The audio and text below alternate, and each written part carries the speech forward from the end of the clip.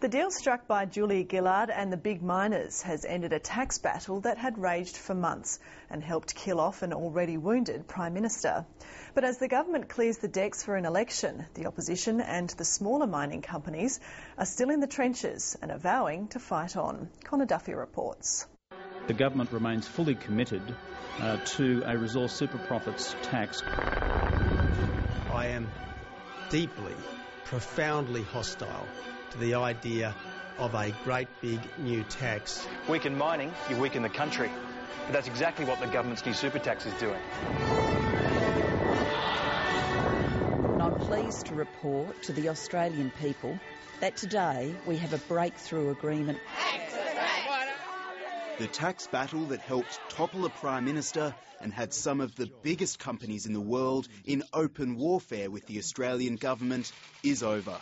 Champagne was wheeled through the halls of power last night as the government and the mining chiefs sealed a deal that was hailed by both sides this morning. It moves things forward, whether you're a coal miner in the Bowen Basin, a contractor in Karratha, an opal miner in Cooper Pedy, or a young worker in Sydney. This is a positive outcome for Australia and the Australian minerals industry. The next election is a referendum on tax. Labor supports a great big new tax on mining. The Coalition doesn't. As simple as that. Kevin Rudd's resource super profits tax is dead. In its place, Julia Gillard's minerals resource rent tax, or MRRT. It delivers some big wins to the miners and applies only to iron ore and coal companies whose annual profits exceed $50 million. It's only levied when profits reach 7% above the government bond rate, meaning the new threshold is 12%, not the original 5%. Just weeks ago, the Treasurer was insisting the rate of the tax was not negotiable. We have said that we want a 40% rate. We are committed to a 40% rate.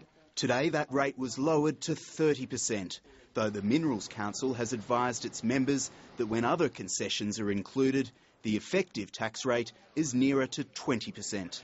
I see this as progress and a move forward into space that is about tax reform, that the package brings us broadly in line with an internationally competitive tax profile. For business to flourish, competitive tax rates are essential.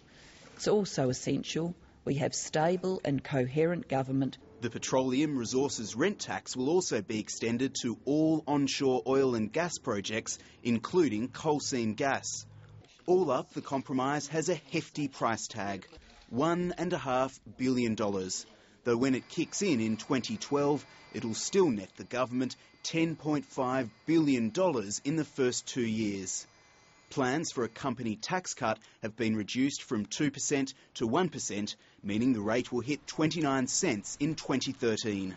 So essentially, we're down by $1.5 billion and we've made up with that in saves. Both Julia Gillard and the mining industry say the deal could not have been struck by Kevin Rudd, and these two recent enemies were united in distancing themselves from the former leader. I have deliberately brought a new approach to working on this tax, and that new approach has seen us make the breakthrough agreement that we made last night, which now gives us the ability for people to work together and to keep going forward. Process and policy was what bedeviled us, and process and policy has improved. I think it's fair to say that her intervention changed the tone of this debate and has led to this breakthrough. The opposition is sticking to its vow to scrap the tax if it wins the election, leaving the miners the prospect of an even better deal. We're in the position we're in because the government has trashed Australia's international reputation with its proposal for a great big new tax on mining. And you do not restore the situation by turning a $12 billion tax into a $10.5 billion tax. For the past 2 months, Tony Abbott has used the RSPT to bludgeon the government. It remains to be seen if the argument has the same potency with the big miners supporting the deal. The miners were effectively negotiating with a gun at their heads, and that's not a situation that they should ever have been put into. Tony Abbott still enjoys the support of the smaller mining companies, which stated their opposition to the new tax even before it had been announced. Obviously, we represent over 220 members who are focused on mineral exploration and mining here in Western Australia, and we would have liked to have been involved in the process. Mining analyst Gavin Wendt is also concerned that the tax will be extended to other resources in the future. Down the track, there's every chance that this tax isn't going to be just narrowly applied to iron ore and to coal. It's going to be applied to a much broader range of commodities. It's intriguing that in Queensland, for example, you've got coal now going to be taxed, whereas the world's biggest silver mine in Cannington isn't going to be taxed. You're going to have Olympic Dam in South Australia, which is the world's biggest uranium deposit, one of the biggest copper mines in the world. It's not going to fall under taxation. There are plenty of details still to be worked out about the resources the tax will apply to, and legislation won't hit the Parliament this year. That means after the next election, and speculation that the polls fast approaching has redoubled after today's announcement. However, the Prime Minister's office has made it clear Julia Gillard intends to act on asylum seekers and climate change before the poll, meaning there's more to be done before she takes that drive to Yarralumla.